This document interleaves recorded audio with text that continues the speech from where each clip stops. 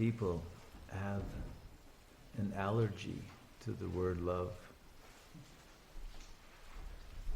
With good reason. I think we have stimulated those allergies during this retreat. So we made the title Divine Love, not human love. We have to be very clear of the difference. Because the human ego cannot love. The human ego uses the word love to manipulate others, to control them, to possess them, to seduce them, to abuse them very often. And probably all of us here have been to some extent abused in the name of love.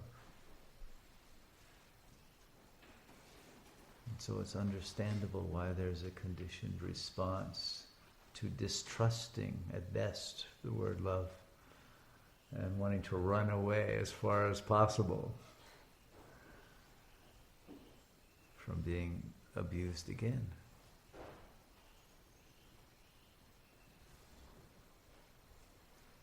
And so we emphasize here that we understand that. That's why this is called Kali Yuga.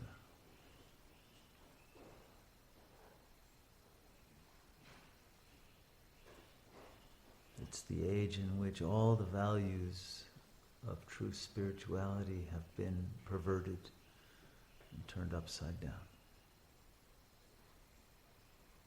And why this egoic world is in the midst of self-destruction.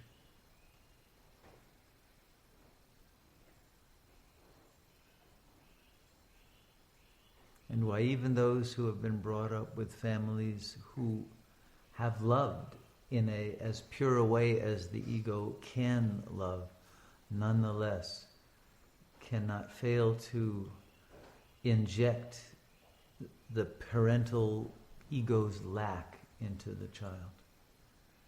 Because that's the signature of belonging to that family. In this family we don't do this or that. We don't take things seriously, or we don't joke and everything is very serious.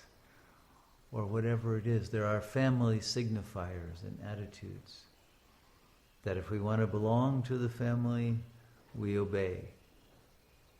But often if it was given in a positive framework, we think we're obeying gladly. We don't even think of it as obedience. We just think, oh, that's who I am. I'm like dad. I'm like mom. But we're not. That's always an imitation, mimesis. And so even in the best of cases, the love that you have received can often become a bondage that presents a message: don't grow, don't change. You must be my child forever. Don't grow up. Don't dare to live differently. Don't separate. Don't differentiate. Don't become yourself if it means changing your values from that of your family. And so families become very frightened often when people come to Sat Yoga and transform and begin to question and see through the family facade and recognize it wasn't quite as functional as we thought. There's a lot of dysfunction here, and it has been passed on. And our response must be one of compassion, not of anger, not of hatred of them, not of feeling that now I must be alienated from them. No, love them more, but love them with wisdom and transmit a higher way of being.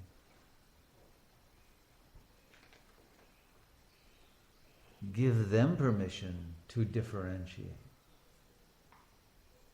to become different from what they have been.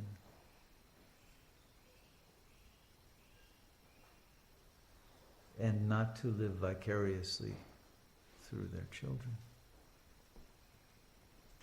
To love is to let go. That's the hardest thing that parents have.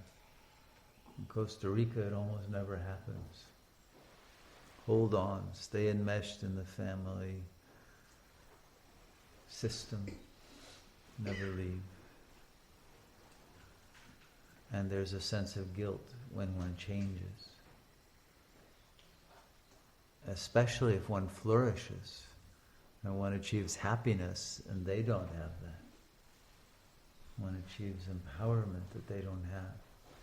One achieves a capacity to think and to create and to express and to transmit the power of true divine love that can scare people, can threaten them. But if we offer it with a sufficient amount of clear desire for that love to reach them, not so there will be still an enmeshment and a possession, but so that they can relax into allowing you your freedom and you allowing them theirs, to continue growing. Because many adults have a child before they have grown to full adulthood themselves. They don't know who they are.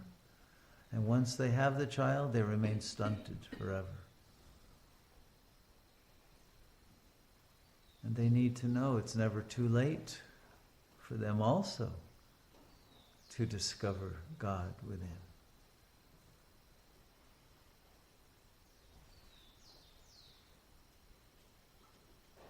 There is always healing, always salvation possible, even on one's deathbed. And so, we never cut ourselves off from others. But we don't keep our circle of care confined to the biological unit. Because we're all one biological unit. We here and the fruits and vegetables in the garden are a biological unit. And the bees that help pollinate, and the sun, and the wind, and the rain, all of it is one unit. It's all one. And all of us are one. We're all Shiva. I see Shiva in every one of you. I hope you recognize yourself. And in all that is. And that's why Ramana Maharshi hardly ever speaks of love. If you look in his index on love in that book of his talks, it appears a few times, mostly in answers to questions about that, and to those in a Christian tradition or a tradition that emphasizes that signifier. But in the Advaita tradition, the word used is bliss, ananda. Because love is interpreted in the West as an interpersonal relation. I love you. Subject loves object. Right? Now if I say I love you and I mean the same thing as I love fish, right? You might want to run away quickly from that love before the hook gets into you. Right? And most people mean love in that way. I want to catch you, capture you, put you as a trophy on my wall, or devour you entirely and then spit out the remains. You know, that's love these days. So Ramana doesn't want anyone to be confused. The whole interpersonal idea is a delusion, because we're not persons. We are bliss, and the bliss is the recognition of the oneness. Real love means oneness. There are not two in love. If there are two, it's not love. But not oneness of bodies and enmeshment of the kind that many romantic infatuations become. That's an illusion, and it always collapses, and it's devastating when it does. No. It's the oneness in Shiva and as Shiva. That has nothing to do with bodies or even minds. But we are one heart. We are one love. And we don't have to prove it. We don't have to speak the words. We don't have to do anything to make it real. It's a fact. And the love is all-inclusive. It's not, I love only you and I hate everyone else. No, that's not love either. It's infinite, unconditional love for all. And it's love, especially in the Sangha, where it's really safe to love. And it's love for everyone in the community without distinctions, without differences on whether that person's a sadhak or a pravartak, or a student who isn't sure he wants to become a pravartak, or a student who isn't even sure she wants to be a student. All are the same. There should be no differences and no exclusion of complete, open-hearted, divine love for all. Because it's not really for an other. It's always for the self, and is the self. And that same love must extend to all beings, everywhere. If it's just limited to the Sangha, it's not pure love. It's everyone, everywhere in the universe. We're all manifestations of the one being. But that love has no implication of enmeshment or of sacrificing yourself for them or being their victim or letting them step on you or anything else. No. It's a love that also respects the boundaries that exist in this phenomenal plane and the law, the higher law of how we treat one another. So loving someone does not give them license to abuse you.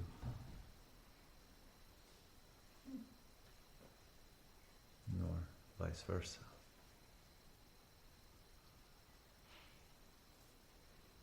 So no power trips can be played here in the name of love.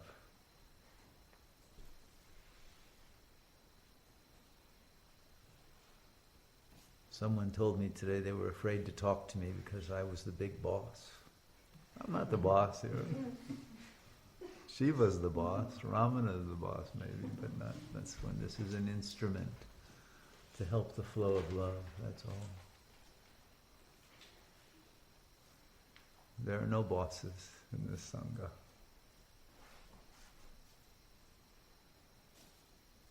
And there are no underlings.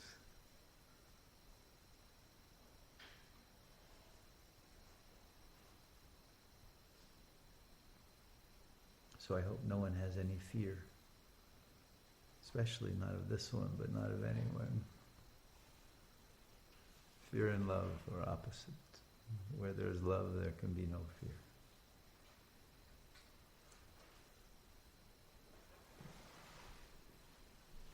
So if you're allergic to the word love, stay with bliss. There is no one else to love anyway. And there's no one else to hate.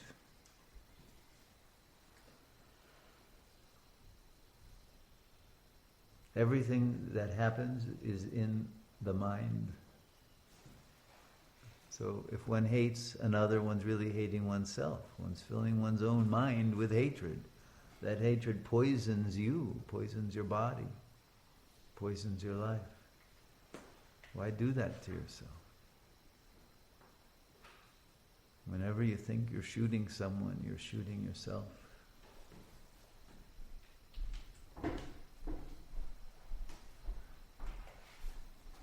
Whenever you think you're protecting yourself against someone, you're really just holding back your own love and creating damage in your own being. because love is meant to flow and to radiate to all. The only protection we need is wisdom, accuracy of understanding of karma, and we will live our lives in a way in which no abuse happens. It will certainly never happen in this Sangha. So there's no justification to keep any shields up in the ego, or barriers, or distrust, because it just creates suffering for yourself. You'll have the wisdom to discern if something is inaccurate.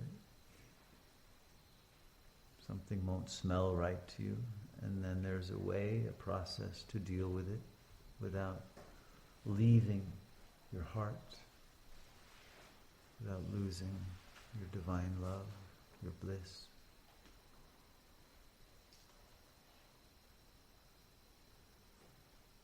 And that's important to know. It's safe here to love.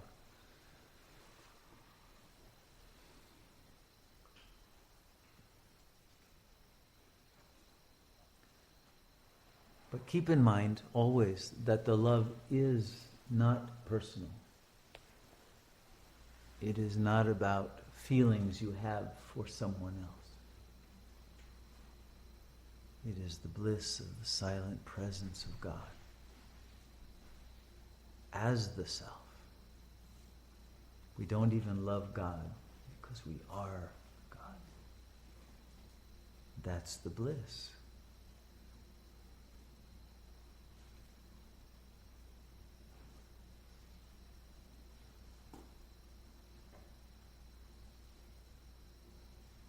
And it's when we fall away from that realization of non-duality, of non-difference from God, we fall into the illusion of the ego, and soon it'll carry us off on the river of suffering, and we're miles downstream before we realize that we're in Maya. And it's a very unnecessary detour on this journey. And so the practice of constant remembrance of the presence of Shiva within, as the silence, below the noise, that's always present. Leave the noise. Constantly remember, leave the noise. Live in the silence. You are the silence. Silence is the bliss.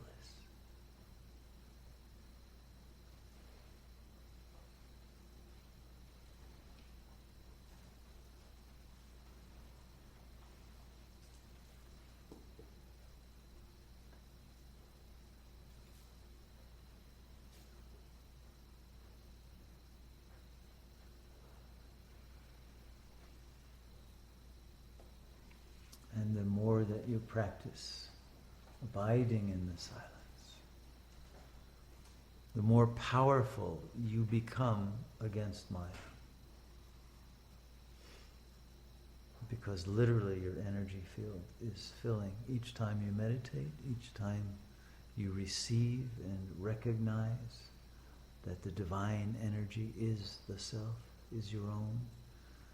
The batteries of the soul recharge, and when Maya comes, you say, no thanks, not interested.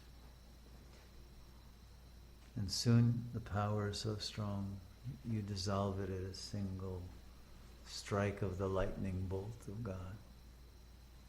And it's gone forever. That will happen soon for all of you.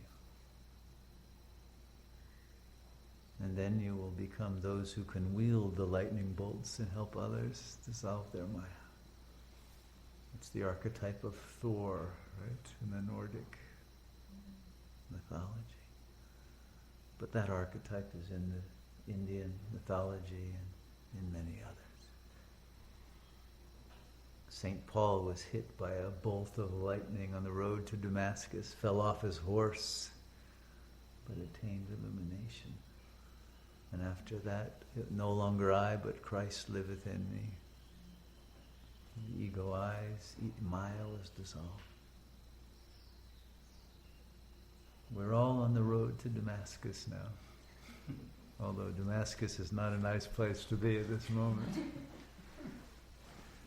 But this Damascus, this road to God, is filled with the lightning bolts of love and truth that will liberate you from the illusion of the ego.